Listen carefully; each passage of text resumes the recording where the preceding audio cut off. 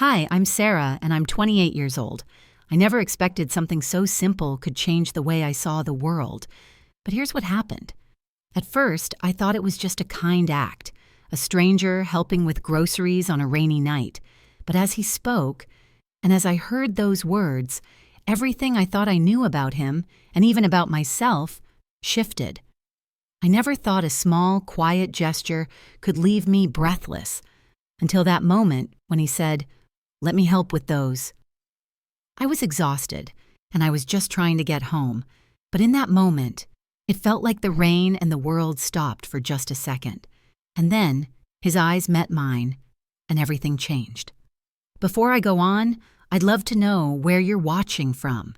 Hit that like button, subscribe, and drop a comment below letting me know when. Now, let's dive into this unexpected, life-changing encounter. What I didn't know was that this simple moment would unravel everything I thought I understood about loneliness. It had been one of those long days, rushing home after work, my arms tired from carrying bags that were just a bit too heavy. The rain had started without warning, the kind that soaks through your jacket in seconds and makes you question every decision that led you to this moment.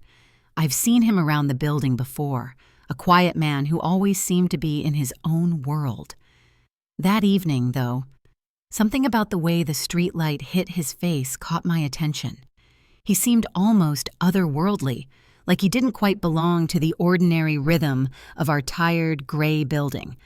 And that's when I felt it, that strange pull towards someone I'd convinced myself was just another face in the crowd. When he offered to help, I brushed it off. "I'm fine," I said, the automatic response I'd perfected over years of doing everything alone. But he didn't move, and the look in his eyes, it wasn't just polite. It was something deeper, something that stopped me in my tracks. There was no hurry in his step, no rush to get anywhere. Just a calm, gentle presence that somehow made the world seem quieter, like the rain wasn't falling quite as hard anymore. I didn't know it then, but that quietness was exactly what my soul had been screaming for. For the first time in forever, I wasn't alone. I didn't realize how much I had missed just walking side by side with someone until it felt so natural. We exchanged a few words, but something about the way he spoke made me feel seen, not just like I was going through the motions, but like someone truly understood the weight I was carrying. "Rough day?" he asked. And it wasn't one of those throwaway questions people ask without wanting an answer. It was the kind of question that made me want to tell the truth, even though I'd forgotten what that felt like. "Every day feels rough lately," I admitted, surprised at my own honesty. He nodded, and there was something in that simple gesture that made my chest tighten. When we reached my apartment building, I thought he'd leave right away. But instead, he followed me up the stairs, and his quiet, insistent presence filled the air in a way I wasn't expecting. Each step felt heavier with anticipation, with the weight of unspoken things hanging between us. And I realized I didn't want him to leave, which terrified me more than I was willing to admit. We entered my apartment, and the warmth from the heater embraced us both. But his presence, it was like a shift in the air, an energy that made me realize how much I'd been longing for human connection, the kind that goes beyond polite hallway greetings and forced smiles. He set the bags down on the counter, and I noticed his hands, strong, steady hands with faint scars, as if they carried stories of hard work and endurance. Those hands looked like they knew what it meant to hold on when everything else was falling apart. "Can I get you some tea?" I offered, desperate to fill the silence that was somehow both comfortable and overwhelming. "That would be nice," he said, his voice low and warm, like honey dissolving in hot water. And as I moved around my small kitchen, I was acutely aware of him watching me. Not in a way that made me uncomfortable, but in a way that made me feel like every movement mattered, like I mattered. And that feeling, and that dangerous, beautiful feeling, was something I hadn't allowed myself in years. Then he said something that caught me off guard. "I've been watching you for a while," he began, and my heart skipped. "I see how you handle everything on your own, even when you're barely keeping it together." I froze, the kettle still in my hand. I didn't know what to say. I wanted to laugh it off, brush it aside, but the way he spoke, the way he looked at me, it felt like I couldn't hide anymore. His words weren't an accusation, they were a confession wrapped in compassion. "What do you mean?" I asked, my voice barely above a whisper. He took a step closer, and I could smell the rain still clinging to his jacket. "I've watched you come home late, carrying more than anyone should have to carry," he said. "I've seen you smile at neighbors even when your eyes look exhausted. I've noticed how you always hold the door for others, but never ask for help yourself."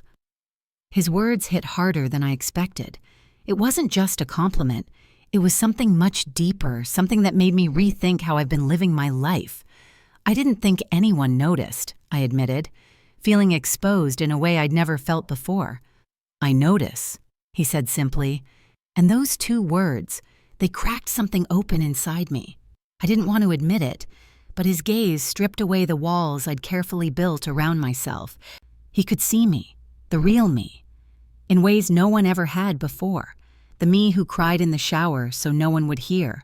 The me who pretended strength was the same as being okay. And suddenly, I understood what it meant to be truly seen.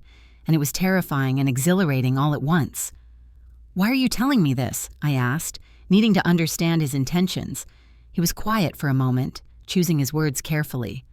"Because I didn't just want to help with the bags," he confessed. "I've been waiting for a moment to tell you that you're not invisible. That someone sees you, really sees you." My breath caught in my throat. In that moment, I realized he wasn't just a neighbor. He was someone who had noticed things about me I had kept hidden. "I've spent so long trying to be invisible," I said, the truth spilling out before I could stop it. It felt safer that way. If no one saw me struggling, then I wasn't really struggling, right? He shook his head gently. "That's not how it works," he said, his voice tender. "Invisible doesn't mean protected. It just means alone." Those words settled into my bones. For the first time, I felt like I didn't have to carry everything alone. And for the first time in years, I allowed myself to feel seen. "I'm scared," I whispered, surprised by my own vulnerability. "Of what?" he asked. "Of needing someone," I admitted. "Of being seen and then having that taken away. Of opening up and realizing I've forgotten how." He moved closer, close enough that I could see the flecks of gold in his brown eyes.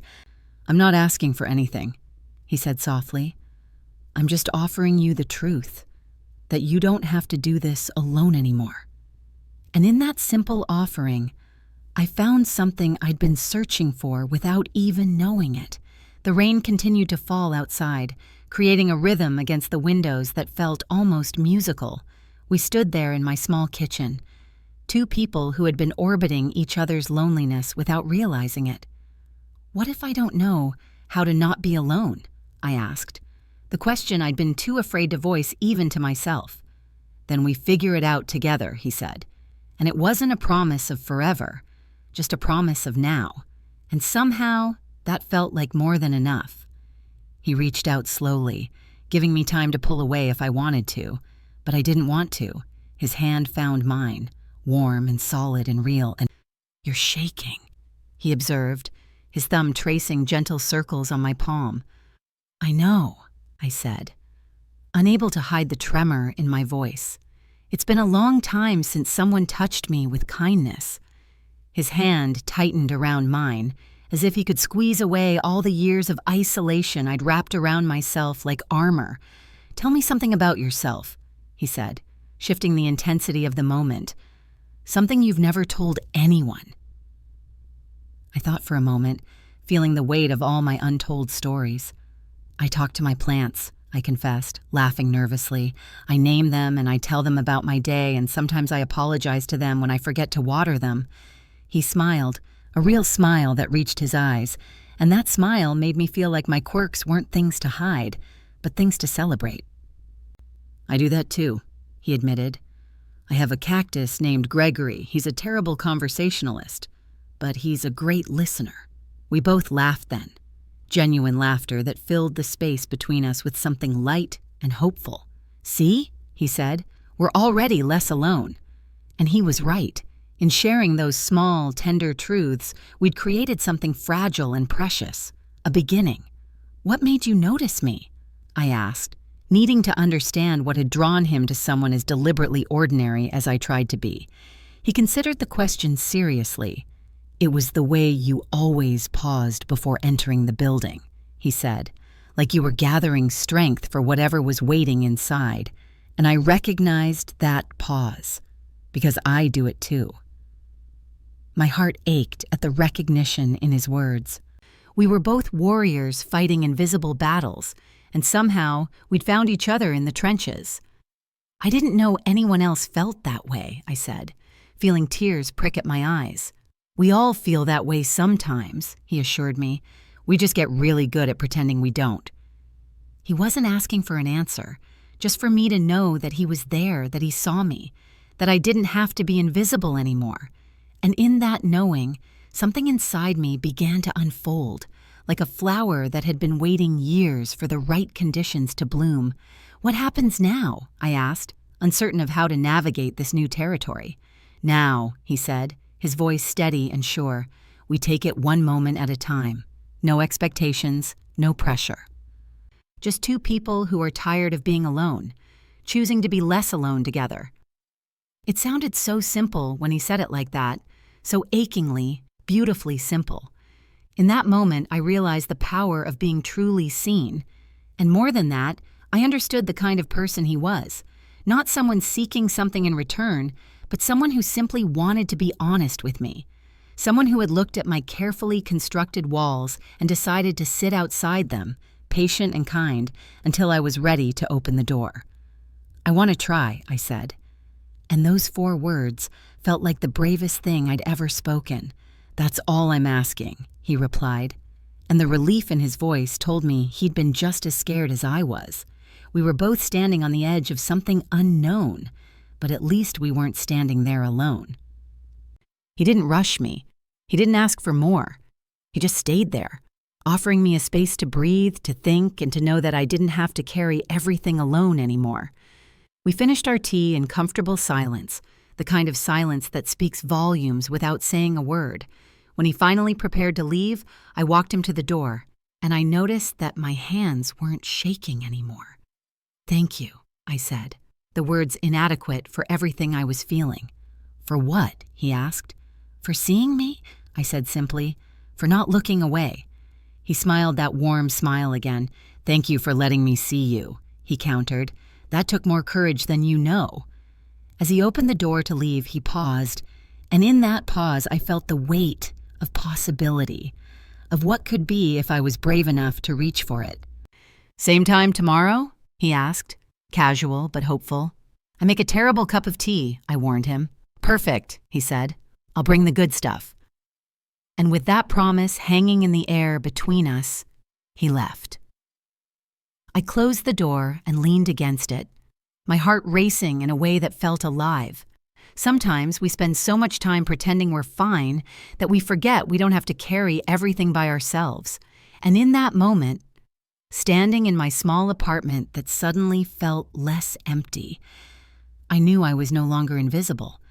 I had been seen, truly seen, by someone who understood what it meant to hide, someone who chose to show up anyway. Not with grand gestures or empty promises, but with quiet, steady presence. The rain had stopped outside, and through my window, I could see the first hints of stars breaking through the clouds. New beginnings rarely announce themselves with fanfare. Sometimes they arrive quietly, carrying groceries on a rainy night. I walked to my plants and touched the leaves gently. "Things might be different now," I told them, feeling only slightly silly. "I might not be talking to you quite as much, but that's a good thing, I think."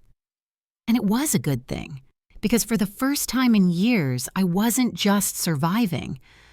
I was allowing myself the possibility of something more, the possibility of connection, of vulnerability, of being known.